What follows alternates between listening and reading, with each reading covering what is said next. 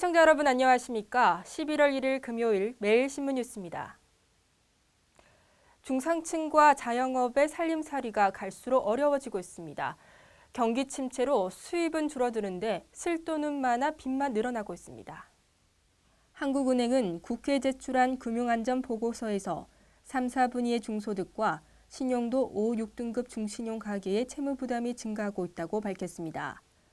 실제로 정부의 대출 억제에 따른 풍선 효과로 대부업체 대출에서 중신용 계층의 비중은 2010년 말 13.5%에서 지난해 말 16%로 늘었습니다. 한편 한은은 금융기관의 위험 관리가 중저신용자에 집중됨에 따라 이들의 가계부채 잔액이 감소했다고 진단했습니다. 이는 금융위원회가 2011년과 2012년에 잇따라 내놓은 가계부채 연착률 종합대책과 제2금융권 가계대출 보완대책의 시행 때문이라고 한국은행은 설명했습니다. 대구 지역 2014학년도 대학 수학능력시험 응시생 수가 지난해보다 줄어들었습니다. 대구시 교육청은 2014학년도 대학 수학능력시험에 전년도보다 804명이 줄어든 34,938명이 응시한다고 밝혔습니다. 올해 수능은 다음 달 7일 대구 지역 53개 시험장에 1,284개 시험실에서 치러지며 감독관 등 시험실 관리 요원은 모두 5,264명입니다.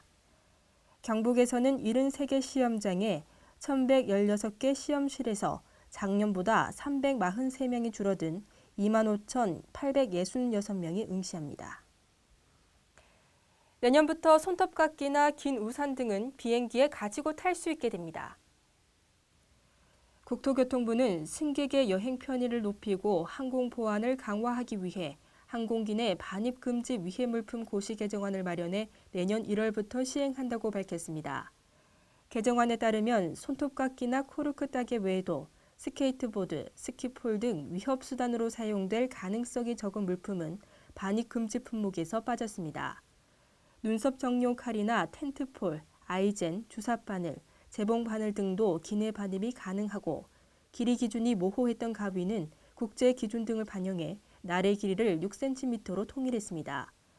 반면 테러 등에 사용될 수 있는 연막탄과 모해 폭발물은 위탁 반입도 금지했고 칼 종류는 원칙적으로 객실 내 반입이 안 되지만 플라스틱 칼이나 안전면도기, 안전면도날은 허용됩니다. 대구시 홍보대사인 배상무 프로골퍼가 대구시에 이웃돕기 성금 1,000만 원을 전달했습니다. 배상문 프로골퍼가 31일 시청에서 김범일 시장을 만나 이웃돕기 성금 1,000만 원을 기탁했습니다. 배상문 골퍼는 이에 앞서 지난 2008년과 2009년 대구 척수장애인협회에 발전기금을 전달한 데 이어 2011년과 지난해에는 대구시에 우승 상금의 일부를 성금으로 기탁했습니다. 한편 배상문 선수는 이날 오후 프로야구 한국시리즈 6차전 대구 경기에서 시구자로 나섰습니다.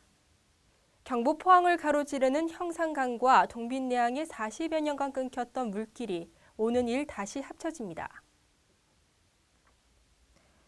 포항시는 현산강과 동빈내항 간 통수를 기념해 오는 2일 각급 기관 단체장과 공무원, 시민 등 3만여 명이 참석한 가운데 통수 기념식을 엽니다. 포항운하는 전국 최초로 도심 속에 40여 년간 갇혔던 물길을 열어 죽어가던 도심에 새로운 활력을 불어넣은 도심재생 프로젝트로 현산강 입구에서 동빈내항까지 1.3km 구간의 물길을 뚫어 폭 15m에서 26m, 수심 1.7m로 운하를 건설합니다. 이날 행사에서는 선박 90여 척이 물길을 가로지르는 수상 퍼레이드와 통수 퍼포먼스, 축하 공연 등이 펼쳐집니다. 포항운하가 개통이 되면은 죽은 도심을 살립니다. 그리고 포항이 환경도시로 거듭나게 되고 또 이것이 관광 인프라가 되어서 많은 관광객이 올 것이고 그것이 지역경제에 활력화를 불어넣을 것입니다.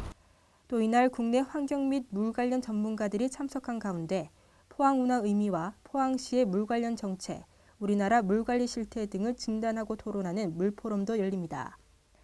이번 개통으로 포항운하는 생명이 흐르고 문화가 넘치는 포항의 대표적인 랜드마크로 부상할 것이라고 시는 설명했습니다. 오늘은 어제보다 더 포근한 날씨가 예상됩니다. 대구 경북 낮 최고 기온은 21도로 활동하기 좋겠습니다. 주말 동안에도 온화한 날씨가 예상됩니다. 이상으로 매일 신문 뉴스를 마치겠습니다. 시청해주신 여러분 고맙습니다.